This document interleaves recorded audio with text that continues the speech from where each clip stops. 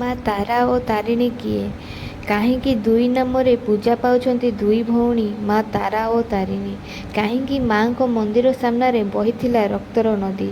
କେମିତି ହେଲା ଓଡ଼ିଶା ରାଜ୍ୟର ଗଞ୍ଜାମ ଜିଲ୍ଲାରେ ମା ତାରାତାରିଣୀଙ୍କ ଭବ୍ୟ ମନ୍ଦିର ପ୍ରତିଷ୍ଠା?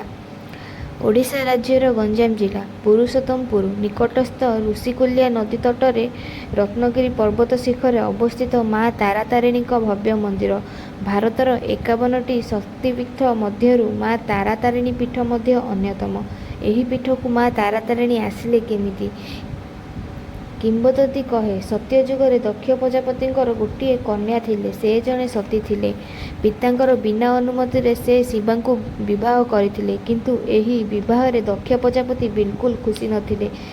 ଦିନେ ଦକ୍ଷ ପ୍ରଜାପତି ଏକ ବିରାଟ ଯଜ୍ଞ ଆୟୋଜନ କଲେ ଏବଂ ସମସ୍ତ ଦେବାଦେବୀଙ୍କୁ ଯଜ୍ଞ ପାଇଁ ନିମନ୍ତ୍ରଣ କଲେ। ଦକ୍ଷ ପ୍ରଭୁ ଶିବଙ୍କୁ ଶ୍ମଶାନ ବାସ କରୁଥିବା ଏବଂ ବିଚିତ୍ର ବେଶ ପୋଷାକକୁ ଦେଖି ବିଲକୁଲ ପସନ୍ଦ କରୁନଥିଲେ। ସେଥିପାଇଁ ବିବାହ ପାଇଁ ରାଜି ନଥିଲେ ଏବଂ ସେ ବଡ଼ ଯଜ୍ଞକୁ ନିଜ ଝିଅ ଓ ଜ୍ୱାଇଁଙ୍କୁ ନିମନ୍ତ୍ରଣ କରିନଥିଲେ। ଏମିତି ଅନେକ ଦିନ ଗଲା। ଯଜ୍ଞର ଖବର ଦେବଶ୍ରୀ ନାରଦ ସତୀଙ୍କ ପାଖକୁ ଯାଇ ବଖାଣିଲେ। ଦେବଶ୍ରୀ ନାରଦଙ୍କ ପାଖରୁ ଖବର ପାଇ ସତୀ ଯଜ୍ଞସ୍ଥଳକୁ ପହଞ୍ଚିଲେ।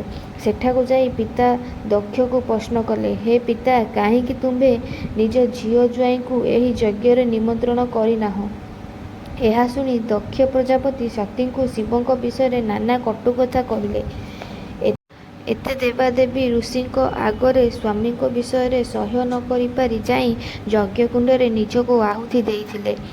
ଏହି ଖବର ପାଇ ପ୍ରଭୁ ଶିବଶଙ୍କର ଯଜ୍ଞସ୍ଥଳକୁ ଧାଇଁ ଆସିଲେ ଏବଂ ଦକ୍ଷଙ୍କ ଶିରଚ୍ଛେଦନ କରିଦେଲେ ଆଉ ଯଜ୍ଞକୁ ଧ୍ୱଂସ କରିଦେଲେ।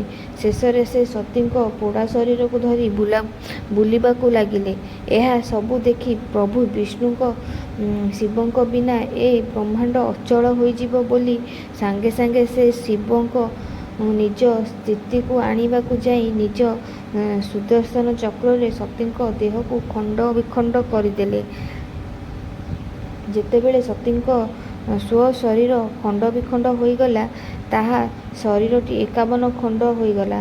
ଭାରତର 51ଟି ଜାଗାରେ ପଡ଼ିଲା ଏବଂ ଏହି 51ଟି ଜାଗାରେ ବର୍ତ୍ତମାନ 51ଟି ଶକ୍ତିପୀଠ ସୃଷ୍ଟି ହୋଇଛି।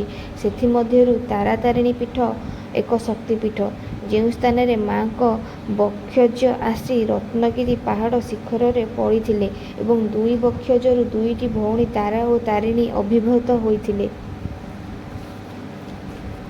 ଏହା ଥିଲା କିମ୍ବଦନ୍ତୀ କଥା।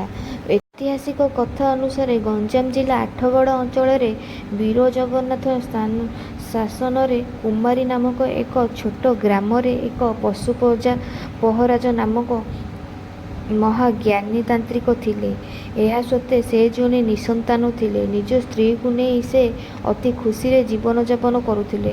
ଥରେ ସେ ଦୁଇଟି କନ୍ୟା ସନ୍ତାନକୁ ଦେଖିଲେ ଏବଂ ତାଙ୍କୁ ଆଣି ନିଜ ଘରେ ରଖିଲେ। ନିଜ ଝିଅଠୁ ବଳି ଲାଳନ ପାଳନ କରିଥିଲେ। ଏମିତି ଅନେକ ଦିନ ଗଲା। ଦିନେ ସେହି ଦୁଇ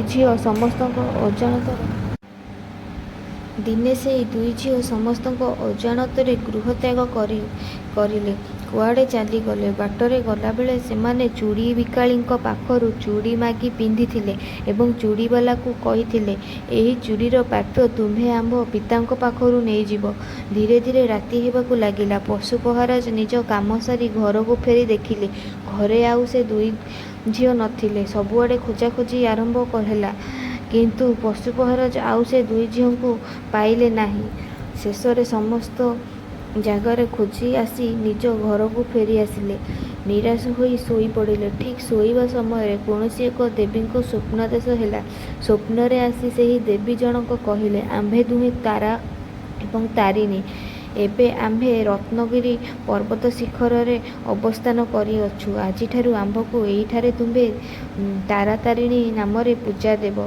ଏମିତି କହି ସେ ଦେବୀ ଜଣକ ସ୍ୱପ୍ନରୁ ଚାଲିଗଲେ। ହଠାତ୍ ପଶୁପହରାଜ ନିଦରୁ ଉଠି ସାଙ୍ଗେ ସାଙ୍ଗେ ସେହି ରତ୍ନଗିରି ପର୍ବତ ଶିଖରକୁ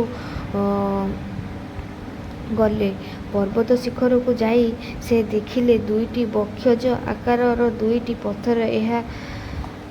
ପଥର ଅଛି। ଏହାପରେ ପଶୁପହରାଜ ବିଗ୍ରହ ନିର୍ମାଣ କରି ତନ୍ତ୍ର ସାଧନା ଦ୍ୱାରା ପ୍ରଥମେ ମାଙ୍କ ପ୍ରାଣ ପ୍ରତିଷ୍ଠା କଲେ ଏବଂ ପରେ ପରେ ବିଶିଷ୍ଟ କାରିଗରମାନଙ୍କୁ ଡାକି ବିଧି ଅନୁସାରେ ଅକ୍ଷୟ ତୃତୀୟା ଦିନ ବିଗ୍ରହ ପ୍ରତିଷ୍ଠା ଏବଂ ମନ୍ଦିର ପ୍ରତିଷ୍ଠା କଲେ। ଏହା ଥିଲା ମା ତାରାତାରିଣୀଙ୍କ ଅବସ୍ଥିତିର ଗୁପ୍ତ ରହସ୍ୟ।